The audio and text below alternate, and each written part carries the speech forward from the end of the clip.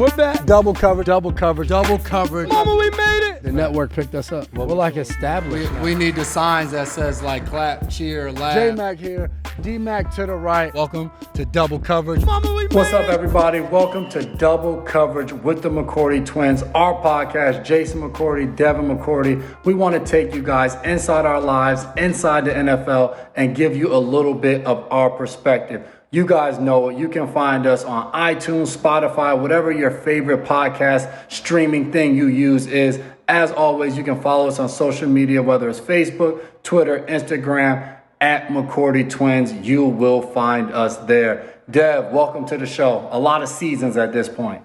Hey, man, appreciate it. And I'm happy people are going to be watching. You know how we post stuff to our Facebook, our Instagram, all of those good things. Earlier this week, you couldn't see any of that. People kept scrolling, refresh.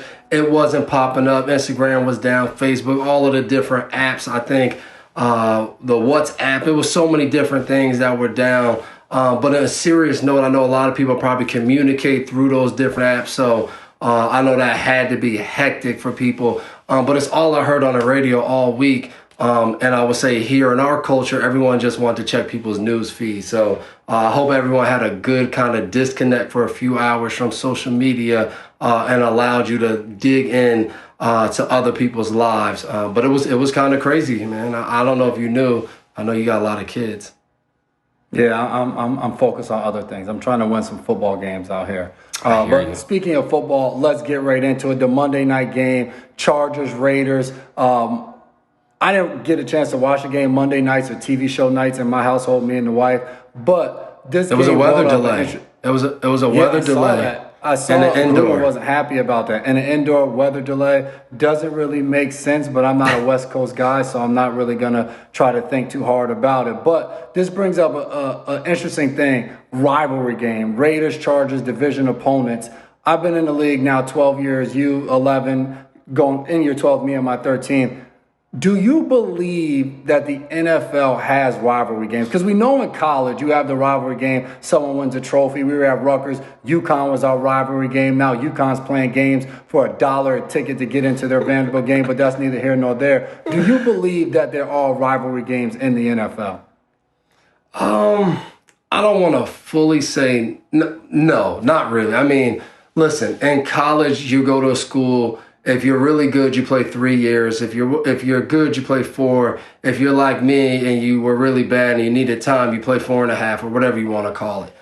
But that's it. Like, I played for Rutgers. And I get the transfer portal and all of that nowadays, but I played for Rutgers. When I got to New England, I talked trash to Darius Butler because he played for UConn and I played for Rutgers. In the NFL, you play for the Patriots, then you play for the Jets, then you might play for the Dolphins. You look at you, you've played in Tennessee, you've played in Cleveland, you played in New England, now you play for the Dolphins. Who's your rival? You have too many. You've been on 4 teams. I mean, I just don't believe it. So now, like, is New England Tom Brady's rival? Oh no, because he's in Tampa. But if he went somewhere else, he'd be a rival. Or is that his favorite team? Like, there's no true rivals in the NFL. I don't see it. So I will say, I probably would have agreed with you for most of my career until I got to year 10. And I get to New England, and it's 2018, and then we'll even go into 2019. And we go to Buffalo, New York, and we play in the New Era Stadium. And I had played in Buffalo before, went against Fitz while he was down there. Obviously, Bills Mafia, great fans, great atmosphere. But when I went as a New England Patriot, it was a totally different atmosphere, as you know. Especially the 2019 game, we're rolling into the game. A man decides to unzip his pants. I won't go any further, but on our way into the stadium, there was things thrown on the field. The Monday night game, that atmosphere was insane. And I realized that there is a rivalry within the division opponents, New England, Buffalo, because it was totally different when I went to Buffalo as a Tennessee Titan. I will say there's definitely rivalries that you just, it comes naturally with it. Being in New England, New England hates the Jets hate New England. No matter how you slice it, that's what it is. Belichick has history with both organizations. So those things kind of get pushed on you, I'll say, which is different. Whereas like you just said in college, no matter what, I'll always be an alum from Rutgers. Like Rutgers is it. You can go get the tattoo and Rutgers ride or die. You can go get the bib for the baby. No doubt about it.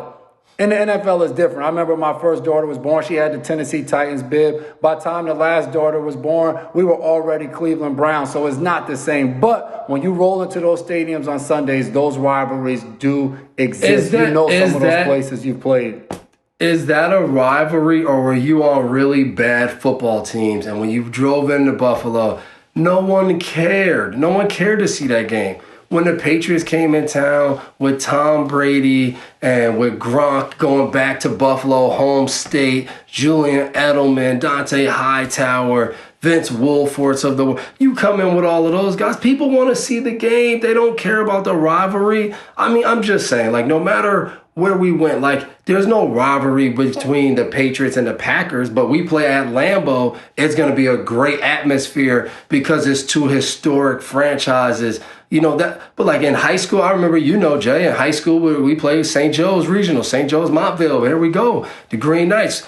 We're getting ready to play Bergen Catholic. Our high school freshman coach tells us if he sees one of the people from Bergen Catholic on the side of the road and they're on fire, he wouldn't even urinate on them. Like, that's a rivalry. In the NFL, I play for you. I become a free agent. You have more money to give me. Welcome. I'm home. I don't care if we just played you last season. Like, no one cares about that. No rivalries in the NFL. I don't want to hear it. Very good point with the high school story. When you talk about people on fire, side of the roads, urine, I think when you say that, that's when you know it's time to move on and get off of that topic, because I have nothing to top that. But in the analytics world, Joe Judge this past week said, if Excel was going to win football games, Bill Gates would be killing it. Bill Gates is killing it, but I do agree with Joe Judge. There's a place for analytics in football. But at the end of the day, you hire individuals, human beings, to make decisions within football games, with whether it's personnel, all of those things, off their experience, off their knowledge in the moment. And analytics is one variable that you place into the equation to hopefully come out with the correct answer. Exactly. Like, I don't want anybody running a football team that only goes off analytics and doesn't know football. I mean, I lived that in 2017, and it didn't go well. We didn't win a game. The pride of Presbyterian, Justin Bethel, their college head coach, I cannot think of his name, but he also coached Hunter Henry in high school. He's big. He believes on kicking onside kicks after every touchdown and never punting. Presbyterian gets off to a fast start, 2-0. They're blowing people out. The last 2 weeks, they've been getting blown out. They don't punt the ball. Hunter Henry told me there was a time it was 4th and 17 or 4th and 20 from their own 20, and they went for it. What happened the very next play? The team scored because they didn't get it. It was 4th and 20. So, I mean, let's take it easy. I mean, analytics has a part. I think it helps make some decisions. Do we want to go for 2 points if we're down a certain amount of points? Do we want to go for it in the beginning of the fourth quarter, mid-fourth quarter, wait till the end of the game? You can study all of those analytics, but if we only went by analytics, there would be no reason to play on Sunday, because there's some teams that are supposedly so much greater than the other teams, i.e. Saints versus Giants this week, Tennessee versus the Jets. Like, people gave those two teams, the two New York teams, no shot. They both walk away with a dub this weekend. So give me a break. Shout out Joe Judge getting his first dub. Pride of Philadelphia. If you don't know, he sounds like a Southerner, but he is from Philly. Richard Sherman makes his debut, comes back, plays Sunday Night Football versus you guys after signing with the Buccaneers on Wednesday. What it takes to sign with a team, 3 days of practice, go play in the game. Sherm hasn't played in a game since last season, didn't do training camp, and obviously they walked away with a victory. Obviously he gave up some catches, but man, to be able to do that, to be able to get in, just from a mental aspect, you get to the facility on a Wednesday, you're able to pick up the defense well enough to go out there and play every snap of a football game and go out there and compete. I saw Bruce Arians said after the game, Sherman played really, really well, and I saw Sherman wasn't happy with his performance. Obviously, an elite player wants to perform at the top of his game every time he steps out there. But, man, that's quite an accomplishment to be able to go out there and play every snap after not playing football for a long time. Yeah, this guy got runner-up for the Keeping It Awesome Moment of the Week, sponsored by Dan O'Brien this week. I mean, for one, go through what he went through in the offseason and to get back in playing shape, talked about not being in shape, but now being back in playing shape, training, obviously, to come out there and compete for 4 quarters. It's a big credit, but I mean, he's been a professional his whole career. He's always done it. Obviously a smart player to come in, learn a system. So big kudos to Richard Sherman holding it down for the older guys, still kicking it in this league. But again, I think sometimes we don't give enough credit to the players in this league of how they're willing on their own to get in shape, be ready to go no matter what the situation is. You sign me on Wednesday, you sign me on Friday, you have me on the practice squad, I get bumped up. Like, guys are ready to go and they want to earn their opportunity to be out there playing more. So really kudos to, obviously Sherm, but a lot of guys being ready to go week in and week out with not a lot of experience and not a lot of playing time. You got to give credit to a lot of players in this league. For sure, and we'll stay right in Foxborough. Obviously, Tom Brady came to town. We all watched that game Sunday night. Great atmosphere, a great game. 2 teams really competing their butts off. And like Mama Mac always says, at the end of the day, one team has to win and one team has to lose. But in that game, we got to see one of the greatest quarterbacks to play this game go out there and go against his old team, which brought up an interesting debate. We both got a chance to practice against Brady and now play against Brady. Who is the best quarterback that you've had to play against? And I'm going to allow you to say Tom because you can give your why to that answer. It's definitely Tom Brady. I mean, I think obviously we'll speak about it later in the show, but I mean, all-time passing leader. He has that to him.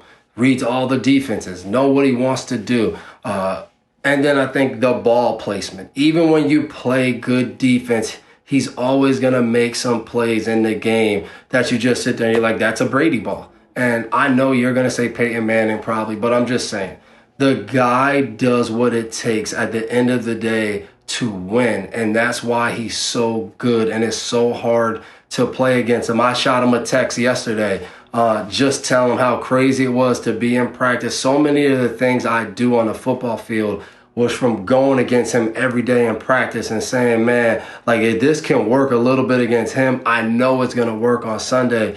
And it was like being back at practice a little bit, doing different things that try to bother him, try to keep him off. So it was a lot of fun playing against him, but by far the hardest quarterback to play against and the best quarterback of all time. You heard it here first. Do we even need your opinion? Yes, we do, and I'm going to go with Peyton Manning. And I think some of it has to do with being in the AFC South, playing for the Tennessee Titans, getting a chance to compete against Peyton. And similar to what you're saying, when we would go against Peyton, the level of intensity that week. I mean, you'd walk in on Wednesday, and they would have packets this thick of just Peyton Manning things. His checks at the line of scrimmage. It changed the way we approach our entire defense that week. Usually, as you know, there's a signal caller on the field. I think you wear the helmet for your team. You're getting a call from the defensive coordinator. You're making a call for the defense. When we went against Peyton Manning, there were no calls. Everybody had a wristband. The wristband had numbers on it, usually maybe 1 through 6 different calls. Defensive coordinators on the sideline with other people, and you're holding up a 1, 2, 3. That's the call. Everybody looks down at the wristband, gets the call. Halftime, change out the wristband because we have to stay in one look of a defense. Always showed too high, and we were rolling and rocking around trying to find ways to just get him to hand the ball off just so we can take the ball out of his hands. He made so many checks at the line of scrimmage. Omaha, as you saw. So to me, it was definitely Peyton Manning. Obviously didn't get a chance to win as many Super Bowls as Tom. And Tom is the greatest quarterback of all time, but me playing against Peyton in that division, man, he was a tough task to try to take down. Obviously, I never beat him, so we're not going to go too far into that, but I'm definitely going with Peyton Manning. But it's equal to you've never beaten Tom, right? No, never beat Tom. Yeah. So got Tom this week, though. And I will say, the wristbands was common throughout the NFL because we had the same thing with the wristbands, because if you did too much signaling and different things from the sideline, they had a guy on their sideline that was paying attention to your signaling. And I don't think enough people understand the game within the game in the NFL of how well the coaches do, from looking down from the box, seeing what players are signaling to each other, seeing all of those things on the field, and then radioing that down into the quarterback's helmet and going against guys like Tom. When he knows what you're in, it all begins for him. He's ready to go, lock and loaded, knows where the ball's going. So, I mean, no doubt about it. These are two of the greatest quarterbacks to play. The preparation that they both had coming into the week, every week, put a defense on their toes, and you try to out-prepare them every week, knowing you probably wouldn't, but you try to find that little edge to win the game. But it was always a tough task. So that's why both of their winning percentages are so high. And like you said, we played against Peyton while he was in Denver, and Michael Griffin was on my team of safety, and for Denver, Michael Huff was over there. They played college ball together at Texas. Told Griff after the game, after the first quarter, they knew all of our defensive signals because we were signaling the calls in because he was on the ball every play. So he was getting on the ball, waiting for us to get the signal. They're talking to him out during cover 3. And just like that, we played them tough for the first quarter. And after the first quarter, it was good night. I think they put up 40 or 50 points. So I lived exactly what you just brought up. That's funny. And moving on, let's give a big shout out. Andy Reid, first coach to have 100 wins with 2 different teams. For one, that's longevity. And 2, that's some good coaching. Yeah, that's finding the right players and winning football games at a high level. Won a lot of football games for the Eagles. Goes to Kansas City, does the same thing, captures a Super Bowl with the Chiefs. So big shout out to Andy Reid, out of the hospital, coached his team, got a win actually in Philadelphia Sunday. So that's just a cool, him back in Philly, Tom back in New England. We wish it would have flipped, though. We wanted the home teams to win, but we won't get into that. That's neither here nor there. No doubt about it. And before we get into our group chat segment, we would be remiss if we didn't talk about Urban Meyer down in Ohio. Jacksonville Jaguars go to Cincinnati. Thursday night football game, a thriller between 2 for number 1 overall picks, Burrow and my guy Sunshine down in Jacksonville, Trevor Lawrence. And Jacksonville comes up a little short. So after the game, as you know, team flies back to the home city. So Jacksonville flies back to Jacksonville. Urban stays in Ohio, spends some time with the family, finds himself wherever he was, steakhouse, bar, probably a few cocktails in, and nothing wrong with unwinding Sunday after a loss. Tough season, it's tough. Thursday night game, so 10-day break. Got a break, unwind a little bit. Obviously, there was videos, pictures taken, not painted in the best of light. If you're a member on the team, or not even a member on the team, we're asking you, what do you think of the situation? How do you feel? You can take any perspective you want. Member of the team, you're a media person, you're a coach. What are your thoughts on it? I'm not a fan of this. I think we got to think. Dwayne Haskins got killed last year being in the strip club, not responsible. He's a quarterback. He's held to a higher standard. He can't do those things, right? That's all that we saw everywhere. Well, Urban Meyer's a head coach. His team hasn't played well. And somebody might ask, does it matter? What if they were undefeated? It does matter. They're not undefeated. So you can't be in that situation, and not even getting into the personal matter of is he married, not married, and all those things. I just think when you break down this team and you're trying to run a team, you're trying to win football games, COVID is still real out here. Nobody wants to be in a public place. Obviously, there's no mask on. That's not in right now. But you're out. There's a bunch of random people. Like this would have been really crazy if he comes back in Monday and he would have tested positive, because now this footage, the optics, the NFL, it's all about optics. People would have been going crazy over that. So I do think if I was a player or anything, the head coach is held to a higher standard when you talk about these different things, just like a veteran player, just like a quarterback on a team. We tend to do that. We hold people to higher standards, and we can't conveniently hold this person or these players to a higher standard and not in turn do the same thing for coaches. So I was not a fan seeing that. I'm not saying fire the man and all of that. I'm just saying I was not a fan. I don't think, obviously, it wasn't a good decision. But I think, like, he probably has some real explaining to. I know we saw the public, but even to the team, like, coming in, now you got to get ready for a game, but we're dealing with it. Like, that's a lot going on. Yeah. And I think that's the tough part, the distraction. Because I think at the end of the day, we're on a team. You hear head coach after head coach after head coach tell guys, whether you're going away for a bye week, it's the off season, go have fun, get away from football. Just fellas, like, we don't need any distractions. And I think that's the same way that's how we all approach these things. As a coach, coaches should get a chance to unwind, get away from football, and whatever you need to do to get away from football. But at the end of the day, if we're causing a distraction, it's always going to be a negative thing. And I think the tough thing when you talk about being on a team, when you don't fly back with a team and then you're saw out, there's explaining to do. I remember being in my second year, we go down to Miami, playing against the Miami Dolphins. I'm on the Tennessee Titans at the time. We had just signed Randy Moss off waivers from Minnesota. That was the year he was with you guys, his last year in New England. And we're playing down in Miami. Randy has a house in Miami. We end up losing the game. Randy stays in Miami to gather some stuff and is going to meet the team back in Tennessee. Makes sense after you just got city to city from New England to Minnesota to Tennessee. But then, sometimes you have victory Mondays in the NFL and you don't have to come in on Monday. And I've heard of different teams or different players staying in whatever city they're playing in because they don't have to go in on Monday. We had to go in on Monday because we lost the game. But we had a group of probably like 5 or 6 players who asked Coach Fish if they could stay in Miami, and he allowed them to stay in Miami.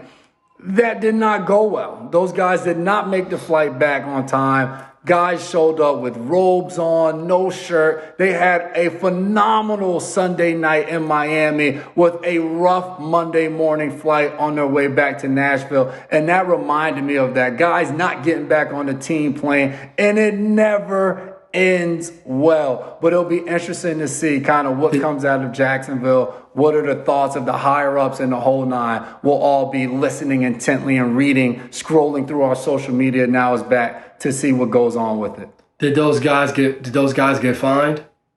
Yes, hefty fine. One guy missed the plane, so he completely missed all of Monday. Wasn't a good look. But for me, that was a lasting memory that I'll always remember of an early NFL experience. I remember that was my second year. And I'm like, I'm not going to make it on this team. I'm over here trying to do all these things right. I can't be late for this, can't be late for that. I'm like, I should have stayed in Miami with the guys.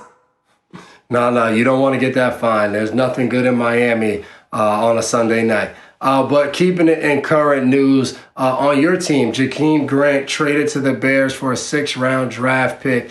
We would ask you what you think and all that stuff, but you just got there. You don't know. You just met Jakeem Grant a couple months ago, so you have no idea what's going on. But nonetheless, movement in the NFL. I think it's 4 weeks till the trade deadline or something like that, so it'll be interesting to see the Deshaun Watson lookout. The radar is still on of what team decides to pull the plug and make that decision made. But we're going to start to see some movement in NFL. 4 games played. Teams are deciding what they need to get over the hump or to stay where they're at. Injuries, all different things are happening. So the first of probably many trades that we'll see in the next coming weeks. For sure. And speaking of movement, the Baltimore Ravens continue to move the ball on the ground. Vic Fangio, Denver's head coach, was not happy that the Ravens decided to run the ball on the last play of the game when they had a sure victory to ensure that they kept their rushing record going of gaining over 100 yards. He was pretty fired up. John Harbaugh took full credit, said it was his call. He wanted the record. And there's 2 opinions on this. Talked about it in group chat earlier yesterday. And guys said, hey, you don't want them to do it? Stop the run. I don't know. In the NFL, you won the game just like you see guys take knees on the 5-yard line when they could be trying to score, whatever the case may be. Is there an unwritten rule of respect when it comes to the NFL when the game's in hand? Like, do you want your team to go for the rushing record if it's right there? I would say there's an unwritten rule in all of kind of competitive sports against one another. When it's over, it's over. But that decision is only made by the victor. If you're up and you're going to win the game and you want to run and get the record, that's your decision. Now, when they play again, I don't know when it'll happen. Maybe it happens next year. Like, I don't know the way the schedule's made up. I don't know if the AFC North and West will play again next year. I'm not sure if this was just a matchup of where they finished in their division last year. But however it shakes out, that's when you take this stuff out. That's when you get mad, the frustration. But I am a fan of whatever they do. If you don't like it, stop it and take it away. Because if they want to keep doing it, what you gonna do? What you gonna do? Complain after? Go get the rushing record, man. Stay in them record books. I'm not mad at you, Harbaugh. Go get that record. They've been running the ball since Lamar got there, and they're gonna keep running the ball. Forget about all that. Joey Bosa talking spicy about Derek Carr. We knew once we hit him a few times, he really gets shook. Rivalry games, we're back to it. That is going to make the next game later on in the season for these division opponents. It's really going to be crazy. Not a rivalry game, a division opponent. You said it, division opponent, not rivalry. Go ahead. The one thing, Bosa's comments, they sound like, oh man, he's talking crazy. But is there a quarterback out there that if you hit them enough that they don't get rattled? That like when you talk about defense in the NFL, if you can make the quarterback uncomfortable, get him off the spot by hitting him, it goes a long way in winning the game. But when it's said about a rival opponent, it's definitely going to hit a little bit different. Yeah, I mean, when you say that, you just better be ready to go the next time you play. I mean, earlier this season, Patrick Mahomes got asked in the offseason what he thought of Herbert. He said he has to see it to believe it. They played. Herbert played great. He said, I believe. So the next time the Chargers and the Raiders play, the Chargers better be ready to come play like they did the other night, because I'm sure Derek Carr read that. He's being asked about it. That's how he's starting off his Monday. If he had to do media on Monday, that's how he started off his Monday. He had to listen to them ask him about Joey Bosa's comments. Joey Bosa, sack master, rushing that edge, making plays. I like it. Talk spicy if you want to talk spicy. But Carr, I think he'll be ready to go the next time they play. It'll be a great game. It'll be that was in SoFi. Yeah, it'll be out in Las Vegas. I know the fans will be ready. That'll be heated. The way both those teams are playing, they'll be playing for something probably. But you gotta like this kind of stuff in the NFL. I mean, you like when some chatter, some talking. Carr now knows what they were saying in their meeting Saturday night. Or I should say Sunday night, going into the game about what they thought and what they needed to do. He now knows going into the next game. Yep, intensifies in a rivalry game. Talking about speaking spicy and the things you say, Joel Embiid says Ben Simmons not showing up to training camp is borderline disrespectful to the rest of the team. I heard Ben Simmons said that he feels like the team is being built around Joel Embiid, and Embiid does not agree. Went through detail to talk about the shooters that they've added, them getting rid of Jimmy Butler to keep the ball in Ben Simmons' hands. He said this team has been built around Ben Simmons, and he said they're a better team with Ben out there. Ben Simmons showing up? No way.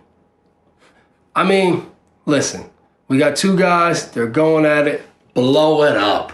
Blow it up. Get rid of one of them. They're not going to play together. We've been hearing these rumors for a while now, how they don't like each other. They don't like playing. Who knows what's actually true? But when you keep hearing the constant rumors over and over and over again, and then you're not getting the results and the expectations, you don't feel like you're living up to that, you got to make a move. And they got to make a decision. If it's me...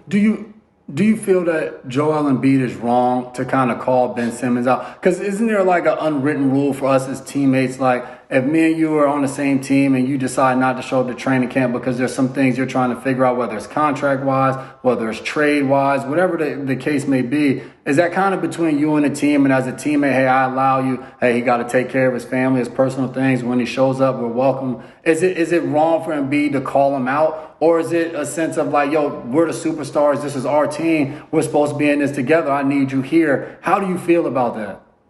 I do feel that there should be some type of personal behind the scenes contact. Like, don't just shoot at me in the media. Like, text me, call me, let's rap, let's talk. If it don't work out, then Embiid, I think, is sitting here like, hey, listen, I'm the guy on the team. They pay me a lot of money to help this team win games. And in order to do that, I want my team here. Whatever that team's going to be, if you're under contract, I want you here. And I think that's the approach Embiid is taking. He's saying it's on me. I want to get this team going. This is my stance. But I do agree with you. I don't like that it's in the public. I hope that they try to handle this as men separately from the public. I think once you do this back and forth, you know what I mean? I say this to this source that gets to quote me, then you tell your source that gets to quote you. You get other people in it, and it makes it a mess. But that's why I said blow it up. This thing is, Elton Brand, he's going to figure it out, blow this whole thing up. Let's figure out what's next. Let's get Jimmy Buckets back. Maybe he wants to leave South Beach. Highly doubt it, though. Highly doubt it. Chris Paul purchases 500 tickets to the Mercury and Aces game. A tremendous gesture by him. I think just the way the NBA and the WNBA, the way they support one another and just do certain things like that. 500 tickets, first come, first serve basis for people to go catch a WNBA game where the players are so talented but don't always get the recognition or the pay that they deserve, as we've seen over the last year. So I think it's a great gesture by Chris Paul, who continues to just show what a asset he is to the sports world. I think that's amazing that 500 people got to go to that game for free on Chris Paul. Yeah, I thought it was great too. And this is right on the kind of the back of the game being moved because Disney on Ice was in the arena for one of the WNBA playoff games. We actually talked about it in our locker room. I had to get Judon right. A lot of these guys don't even know how talented these women are. You know, watching Kelsey Plum and watching all these girls, Asia Wilson, and obviously Diana Taurasi still going at it for the Mercury, and Skylar Diggins-Smith. So all of these great players, and I think it brings attention to their game. It's a very competitive playoffs this year in the WNBA. So I think that was great. And like you said, Chris Paul continues to do this stuff. And it's great. I think he also fights for social justice that we've seen. And I don't know if you got to see, but, second time the George Floyd statue has been vandalized in New York City, broad daylight. I think it brings us back to the point of, are things still going on with social justice? Are people still, is the fight still going on? Like, what is your opinion? I think it is, but it's different, but what do you think with that? The fight is definitely still going on. I think there's a lot of people that are still boots on the ground, getting things done, fighting for equality, and doing the things necessary in whatever field that they're chipping away. And I do think the reality of it is, though, as we went through that pandemic, there were so many people at home. And while everybody was sitting at home, like we've talked about on here so many times, and we're able to had to witness the brutal death of George Floyd, people were irate and people were willing to go out there and speak how they felt and let their voices be heard. And I think now, as the pandemic has slowed down in certain places, people are back living their normal lives. And we know as a society, as people get back into their flow of things, they don't have enough time to really care about what somebody else is going through. And it's very sad to see people vandalize George Floyd statues. We all watched that and we all saw what that was. There's no way you walk away from that and see a man murdered in that form, in that fashion, and you not feel like something needs to be done or just feel like it was plain wrong. Even if you don't have it in you to go try to create change or go talk about it or whatever the case may be, you have to watch that and feel like it's wrong. So to see somebody vandalize it's just very, very sad. Just to see, and it just goes to show you that there's still so much work to be done in this great country that we live in, but we all have to be willing to accept that and try to get the work done. It's almost like you sound like a broken record. We just keep saying the same thing over and over again. Yeah, and I will say time makes other people kind of walk away, and I don't think these things get as much media attention as they once did. Everything's about what is going to get the most clicks, what's going to get the most views, and I would say right now, the companies that are in charge, the media companies and all those things, they don't see this as click. That's not going to get views. So we're not seeing as much coverage on social justice. But I would say throughout sports, you're still seeing players, you're still seeing coaches, you're seeing people be advocates for different things and being on the ground and actually helping people, not just, raising awareness, doing PSAs, doing sit-down talks. They're out there doing things for education, digital divide, homelessness, so many different things, mental health issues, so many different things. I think you see people fighting to help. And I think that's where it's at, and that's where you want it to be. You want to see things being done, and it is being done, but I don't think it's getting the same coverage as it once was in I would say previous year and a half kind of thing, like you said during the pandemic. How obligated do you feel personally to keep the conversation going?